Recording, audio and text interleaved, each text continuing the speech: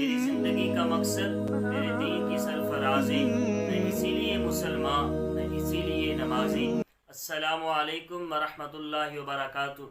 आज हम नमाज की पाँचवीं शर्त के साथ हाज़िर हैं। अल्लाह रब्बुल इज़्ज़त के प्यारे हबीब सल्लल्लाहु अलैहि वसल्लम ने इरशाद फरमाया, इन्नमल अअमालु बिन्नियात व लिकुल्लि इम्रिइन मा नवा, कि अमाल का दारोमदार नीयतों पर है। इंसान के लिए वही है जिसकी उसने नीयत की है। तो अक्सर अहबाब ये सवाल करते हैं कि जनाब, ज़ुबान से भी ये कहना ज़रूरी है कि मैं फ़लाँ नमाज़ पढ़ रहा हूँ, या दिल में इरादा कर लिया तो ठीक है। तो जी हाँ, अगर ज़ुबान से कोई शख्स कहे कि मैं फ़लाँ नमाज़ पढ़ रहा हूँ तो ये मुस्तहब है। और नीयत जो है ये दिल के पुख्ता इरादे का नाम है कि बंदा अपने दिल के अंदर पुख्ता इरादा कर ले। और अगर कोई शख्स नमाज पढ़ रहा है तो उससे नमाज पढ़ने से पहले किसी ने पूछा कि तुम कौन सी नमाज पढ़ रहे हो, तो उसने कहा कि मैं ज़ोहर की नमाज़ पढ़ रहा हूँ, तो फिर तो ठीक है। और अगर पूछने वाले ने सवाल किया, जवाब देने वाले ने ये बताया कि मैं सोच कर बताऊँगा मैं कौन सी नमाज़ पढ़ रहा हूँ, तो उसकी नमाज नहीं होगी।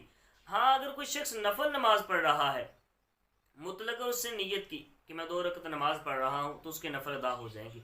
लेकिन जब वो फ़र्ज़ नमाज पढ़ेगा तो उसके लिए ये कहना ज़रूरी होगा कि मैं फजर के फ़र्ज़ पढ़ रहा हूँ, या ज़ोहर के, या असर के, या मगरिब के, या इशा के। कोई भी नमाज है जिसके वो फ़र्ज़ पढ़ रहा है, उसका नाम लेना ये ज़रूरी होगा। इसीलिए जब नीयत की जाती है तो फ़र्ज़ जब पढ़ेगा तो फ़र्ज़ों का नाम लिया जाएगा, फ़लाँ नमाज के फ़र्ज़ पढ़ रहा हूँ। एक और बात, मुक्तदी जब इमाम के पीछे नमाज पढ़ेगा तो उसको इमाम की नीयत भी करनी होगी कि मैं पीछे इस इमाम के नमाज पढ़ रहा हूँ। इसके साथ एक और बात कि अगर नमाज पढ़ने वाले ने कहा, ये ख़ास किया कि मैं ज़ैद के पीछे नमाज पढ़ रहा हूँ, लेकिन नमाज पढ़ने के बाद तो ये मालूम हुआ कि ये ज़ैद नहीं है, ये तो अमर बकर है, या अमर है या बकर है, ज़ैद नहीं है, तो अब नमाज नहीं होगी। और हाँ, इमाम जब नमाज पढ़ाएगा तो मुक्तदियों की उस पर नियत करना ये वाजिब है, ये ज़रूरी नहीं होगा। अल्लाह ताला मुझे और आपको नियत के जो मसाइल हैं उनको समझने की तौफीक अता फरमाए।